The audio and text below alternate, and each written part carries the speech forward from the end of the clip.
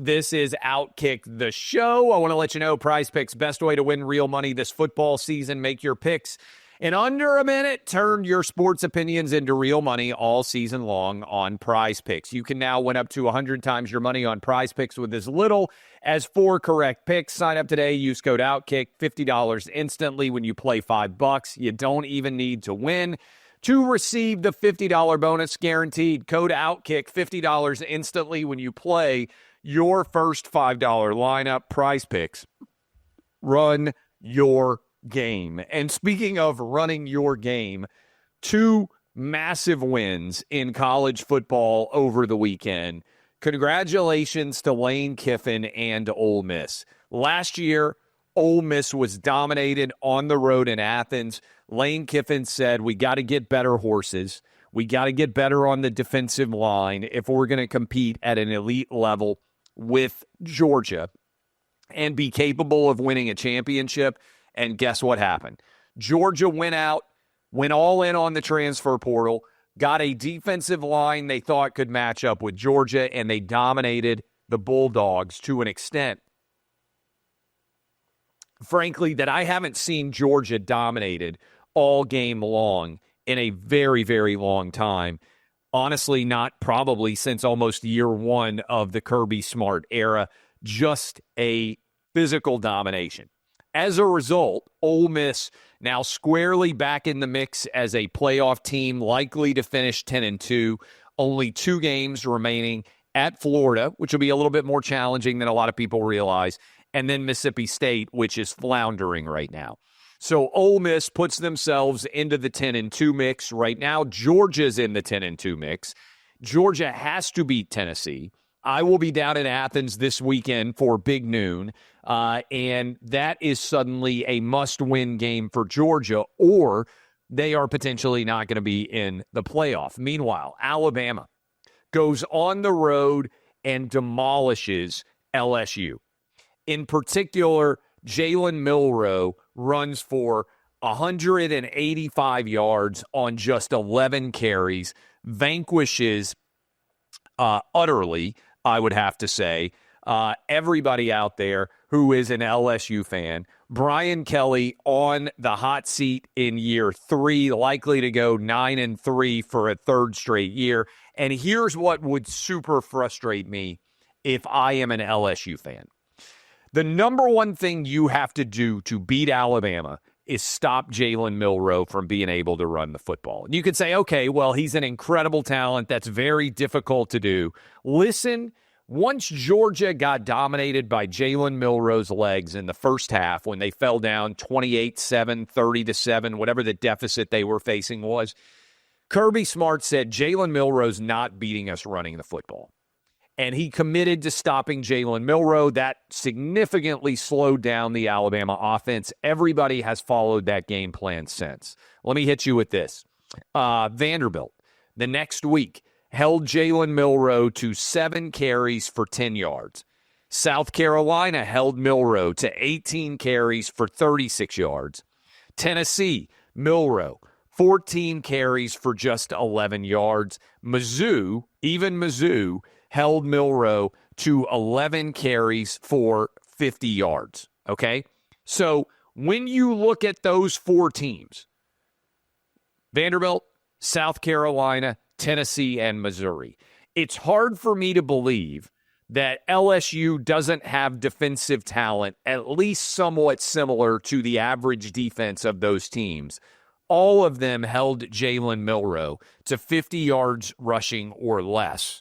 And then LSU, with 2 weeks to get ready, allows 185 yards rushing after 2 weeks to get ready. Inexcusable. Now, this is my biggest issue with Brian Kelly in general. It just feels to me like LSU is not anywhere near as well coached as they should be, given what they're paying Brian Kelly and given the talent overall that this roster has. LSU has, for 100% certainty, top 10 talent in all of college football. If you are LSU, do you feel like you are getting a consistently top 10 effort? I don't. And that's why so many LSU fans are fed up right now with Brian Kelly. Let me give credit. Kalen DeBoer on the ropes after losing at Vanderbilt, after losing at Tennessee. Alabama has responded pretty well. Destroy Missouri and then go on the road and destroy LSU. Alabama now likely to end up 10-2 as well. So big wins across the board, Ole Miss and Bama, which throws even more chaos into the SEC race. In particular, given the Miami loss, given that BYU, I'm going to get into those games in a minute, given that BYU narrowly found a way to get a win, the Big 12 to me feels like a one-bid league. The ACC feels like a one-bid league. The SEC is wide open. There are right now, let me give you my SEC power rankings. There are 6 legitimate contenders for the SEC championship right now. I've got Texas number 1 overall, but it's worth noting Texas doesn't have a single top 25 win all season long. In fact, the only time they have played a top 25 team, they got completely dominated by Georgia. Now, to be fair, they beat Vanderbilt, and Vanderbilt was ranked in the top 25 at the time, but I mean a current top 25 opponent. Nobody is there. I've got Tennessee second. Tennessee, if Tennessee could go back in time and replay that Arkansas game, I think Tennessee would win that game by 20 points. But Arkansas got the upset then. If it had happened, Tennessee would be locked and loaded probably not only for the playoff, but for Atlanta. On the road against Georgia, we'll see how that goes. But Texas and Tennessee are the only one-loss teams left in the SEC. Ole Miss, I've got it third. And some of you were upset. I said, look, when you look at the defense and the offense, Ole Miss is a little bit like Tennessee and a little bit like Texas in that all 3 of those teams can be elite on both sides of the ball. They have shown enough for you to say, oh, man, this team could score 40-plus points. And also, this team is going to keep the opponent to 20 or less. There are only 3 teams that have done that for most of the season, Texas, Tennessee, and Ole Miss, which is why I have Ole Miss as my third best team. I've got Bama at 4. Alabama's got good wins. Missouri, they got a win over Georgia. They got a win now over LSU. That's impressive. Loss on the road against Vanderbilt, looking worse and worse. Loss on the road against Tennessee, defensible. I've got Alabama at number 4 overall. I've got Georgia at 5. Lowest the Bulldogs have been in my SEC power rankings in a long time. Then I've got A&M at 6. A lot of people forgetting about Texas A&M. Still only one conference loss. If A&M could beat Auburn and they could beat Texas, A&M would be in Atlanta. I think also as a result, they'd be in the college football playoff.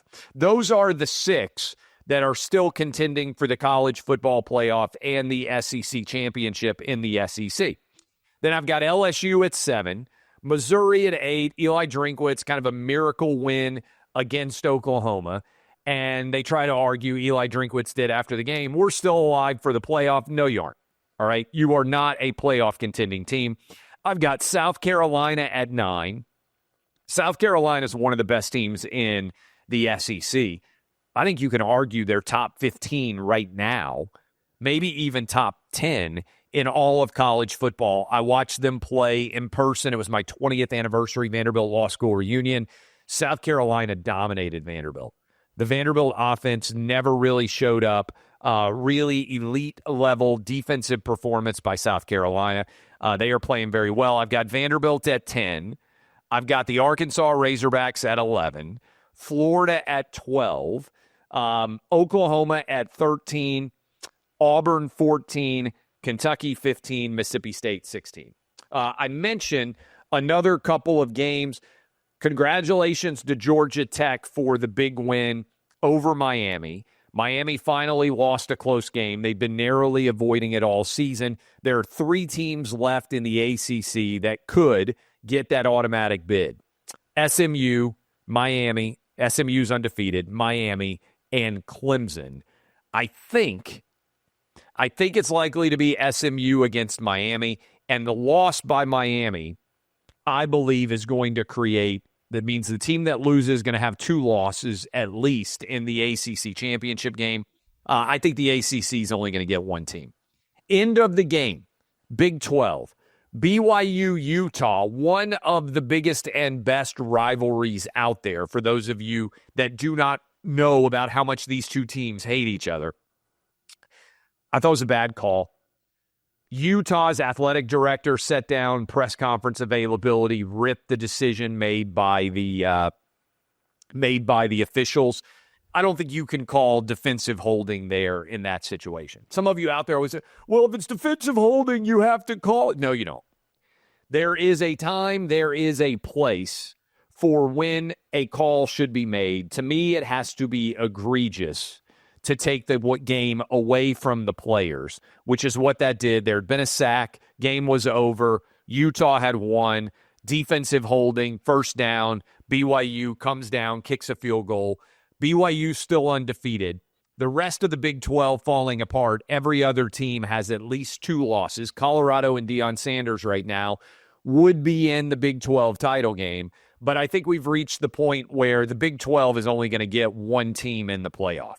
If I'm right about that, Big 12 gets 1, ACC gets 1, non-power conference teams gets 1. I think if Notre Dame can finish 11-1, they will get 1. That's 4 spots. It leaves 8. Big 10 champ, SEC champ, both in. That leaves 6.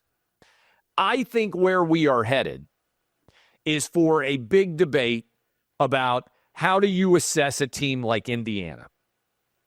Again, this is presuming Indiana doesn't beat Ohio State. Because if Indiana beats Ohio State, all bets are off.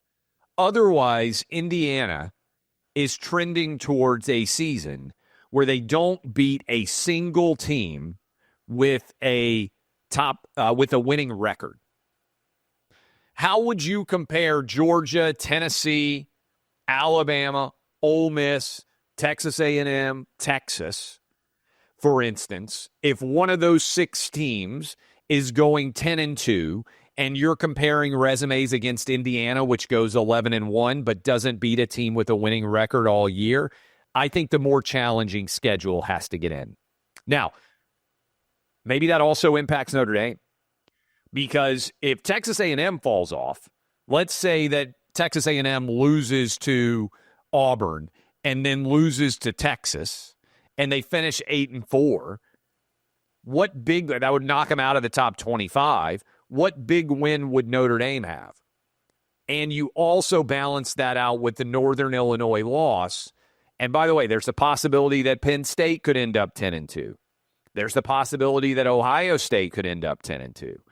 There's lots of different moving parts between here and the end of the year. But already I think you can see sort of the early lineup of how this could shape itself. And I'm going to go through my college football playoff rankings here in a moment. But I asked you this question earlier in the day to figure out how you guys would assess this. And I did think it was somewhat interesting. I said, pretend it's 11-1 Indiana against a 10-2 SEC team. Here's the full question. It's college football argument season. Who would deserve a college football playoff berth? 11-1 Indiana with 0 wins over a team with a winning record, or 10-2 Georgia, Alabama, Tennessee, or Ole Miss. And you could also add in Texas or Texas A&M. 61% of you, with 22,000 votes in, said that you would go with the 10-2 SEC team. I think that's likely.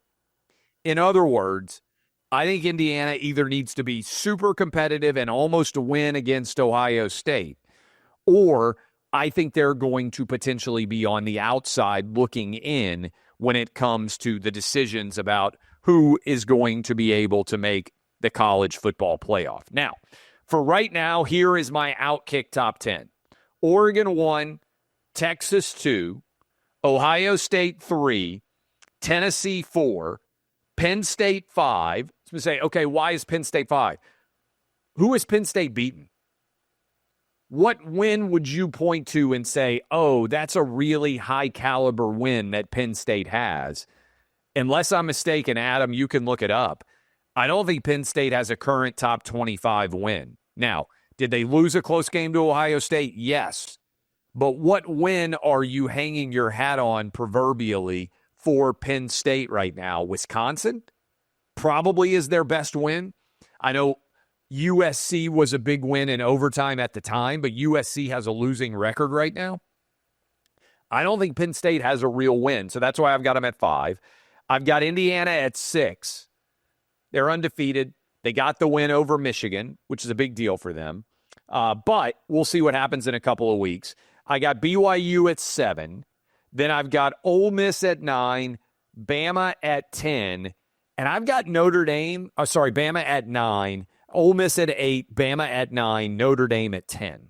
Now, I think you can make an argument that actually Georgia should be in even with 2 losses above Notre Dame too.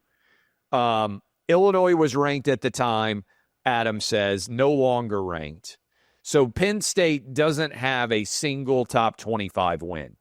I think one thing you're going to have to start to pay attention to with the committee is how much attention are they paying to overall quality of win? And how do you analyze quality of loss? You might have thought, when they go to 12, it'll be easy to figure out who's going to be in the playoff. I'm not sure that's going to be the case. Okay, with that in mind, here is my current playoff 12. I've got Oregon as the 1, projected as my Big Ten champ. I've got Texas as my 2, and yes, you can criticize Texas because Texas also doesn't have a current top 25 win. I've got BYU 3rd, Big 12 champ projection, and then I've still got Miami projected as my ACC champ at 4th overall. Then I've got Ohio State 5, Tennessee 6, Penn State 7, Indiana 8, Ole Miss 9, Alabama 10, Notre Dame 11, and Boise State 12. I've got Georgia just outside waiting to see if they get back in.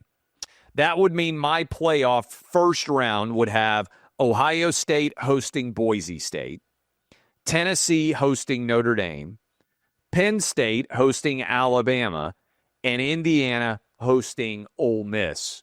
That, my friends, would be a lot of fun to watch and see how all of that were to shake out.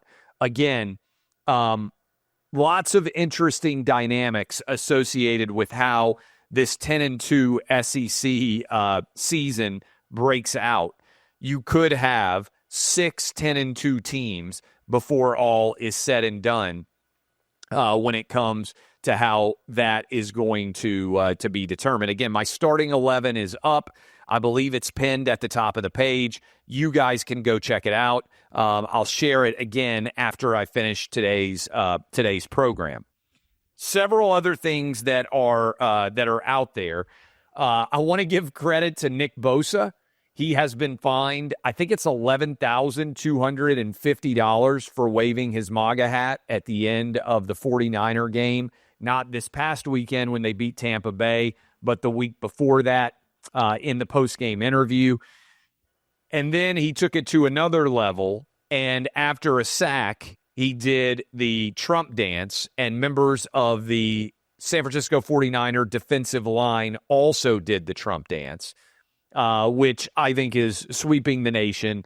And it ties in with one of the big things that we are seeing happen across the nation, which is young men now, white, black, Asian, and Hispanic, are overwhelmingly breaking for the Republican Party.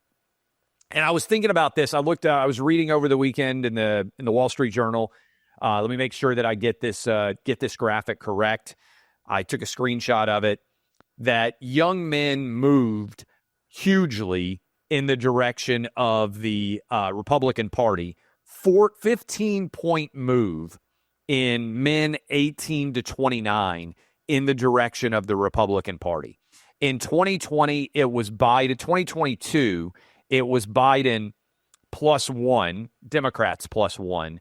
In 2024, it is Republicans +14, and it's actually a 29-point move since the 2020 election, when Joe Biden won young men by 15 points. This isn't just white kids, not just black kids, Asian, Hispanic, all young men. What's going on here? Why are young men overwhelmingly breaking for the Republican Party? And what is that Nick Bosa dance emblematic of? Why are you seeing this happen on fields all over the place as football players are embracing Republicans and Trump?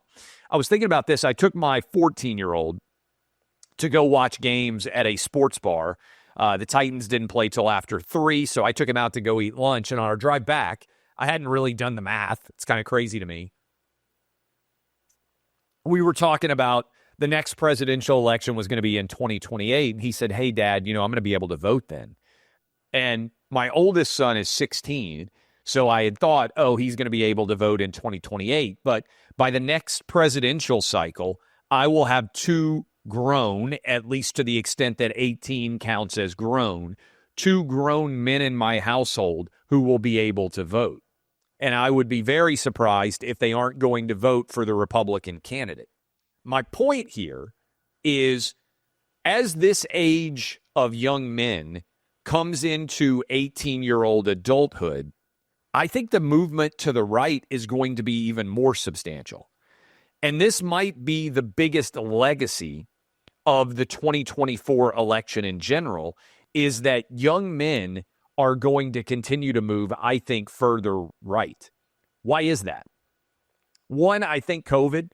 I think a lot of them, as they're getting older, were fed up with COVID and having to wear masks and being out of school and not being able to play sports.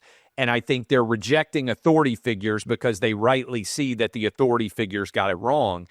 I also think, though, it is the Democrat Party has become the party of hyper-femininity, and they understand and feel it. When you are being told as a young man that masculinity is toxic, this started with, white men are the problems with everything, but it's since grown to black men, to Hispanic men, to Asian men. The Democrat Party is very anti-male. And they're also asking you, if you're a sports fan, to believe some things that are untrue, like a man should be able to win a women's championship. And I think these young men are just saying, no, we won't have that anymore. I also think there's a rebellious aspect to voting for Trump and Republicans that is finally starting to appeal to people. So even if you have, quote unquote, woke parents, maybe you have Democrat voting parents, the most rebellious thing many young men feel like they can do is say that they are diehard Trump supporters. I think you're seeing MAGA hats on way younger men in neighborhoods that people aren't used to seeing it. I think that Trump has become cool. I think you can talk about the rise of alternative voices in media, whether it's podcasts, whether it's sites like OutKick, whether it is our content, which is overwhelmingly now popular with young men and, frankly, young women. And it's lasting because usually as you age, you become more conservative. I'm not sure Democrats have done the math on what a multiracial conservative male coalition does to them going forward. It makes their electoral math really, really difficult because also young women are moving to the right, which is true. But as women get married, they tend to become more conservative. And the data points are out there. I was looking at this over the weekend and also flagging this. CNN exit poll by marital status. Married men voted Trump 60-38. That is men with wives, 60-38. Married women also voted for Donald Trump over Kamala Harris. Unmarried men, which is a huge change, unmarried men also voted for Trump. Unmarried women voted for Kamala Harris by 21 points. So really, the Democrat Party has become the party of unmarried women. And this is from CNN's Harry Enton. This was the best showing among younger voters for Republicans in 20 years. among black, I'm reading this from Axios, but it's reporting what Harry Ensign found, among black voters in 48 years and among Hispanic voters in the 52-year history of exit polls. Think about how seismic that transformation is. It's really kind of wild to think about how much of a change we have seen there. The House is close to being locked and loaded for Trump. We're just a couple of tickets away, a couple of races away from being able to effectively call it. And as I am talking to you on Monday, I will say this is utterly ridiculous. The presidency, Trump has now gone nearly over 75 million votes. But California has still only counted 72% of its vote. Come on.